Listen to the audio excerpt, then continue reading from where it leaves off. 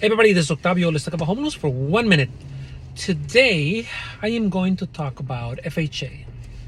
What is the deal with FHA? Well, financing a property with FHA, you can do it with as little as 3.5% down.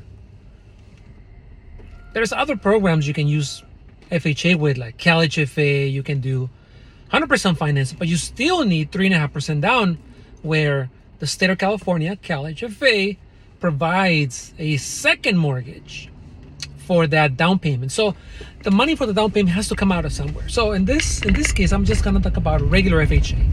You have your own money. You have your own money, you have your own savings, you do not need assistance from anybody.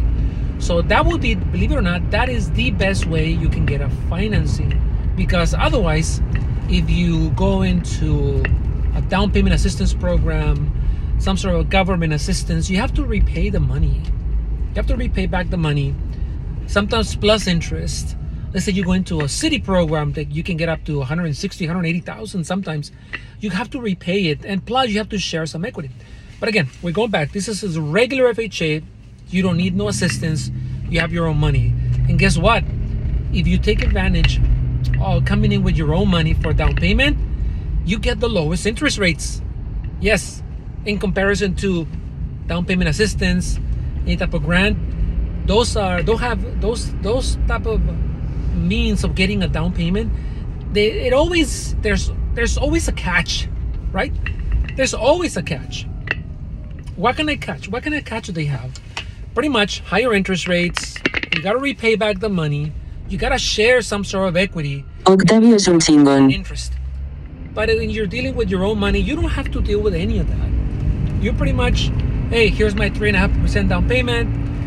I have enough money for closing costs, or you can even negotiate closing costs with the seller. That would be ideal. So minimum credit score, preferably, believe it or not, preferably 620 and above. If you have a credit score of 680, 700, 740, 800, 850, believe it or not, you don't need that. As little as 620, you would get the same rate as if you would get 800 FICO score. Same interest rate, same interest. Now, if you drop below 620, that's when everything changes.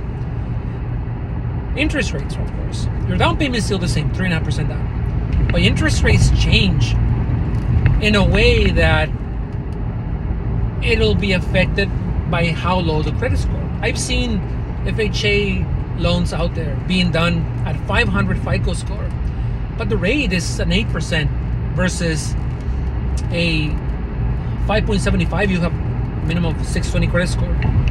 The good thing is you can purchase homes, single family houses. You can buy 2 to 4 units, and you still can come in with 3.5% down. That's beautiful. Now here's another thing you need to know. If you're trying to purchase 3 to 4 unit properties, there is an additional qualification. So let's say that you make enough income to qualify, but now you want to purchase a 3 to 4 unit property. Guess what? With FHA, we have to do a second calculation to find out if the property can qualify itself. What do you mean? Yes, we need to find out if the property can qualify itself. For example, the rents with FHA, the rents that you are going to collect have to pay for the mortgage. Yes, this is on a 3 to 4 unit property coming in with an FHA loan. The rents have to be enough to be able to pay for the mortgage. So if you're trying to buy a 3 to 4 unit property and the rents are low, you're coming with a minimum 3.5% down, and the property is not self-sufficient, then there's no way you're going to be able to buy that property. You need more down payment. Probably need to switch it to a different type of program, and we have different programs, of course, but that's something you have to be really careful on. Now, condos, you can also finance condominiums with FHA. Same thing, 3.5% down. But there's always a catch, always a setback. Specifically in condominiums, we're talking about the HOA, financial standing of the HOA. is going to play a big part if that condominium complex is acceptable to the lender. The lender wants to know that all the homeowners have been paying on time. Lender wants to know that there's no litigation, nobody's suing anybody, nobody's suing the HOA. That there's a budget. HOAs have a budget they have to keep in line. So if the budget is completely messed up, it is not financeable through FHA. Those are things that we have to figure out even before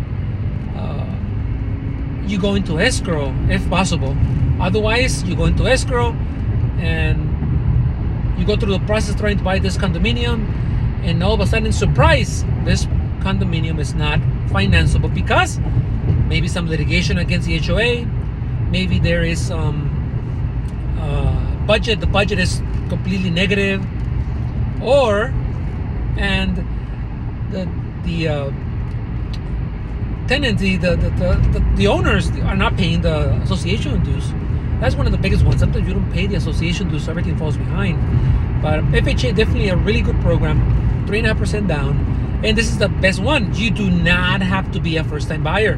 No, you do not have to be a first-time buyer to get an FHA loan.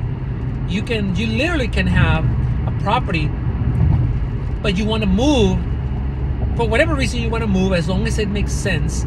You want to move from your property to another property, you can buy it with 3.5% down FHA.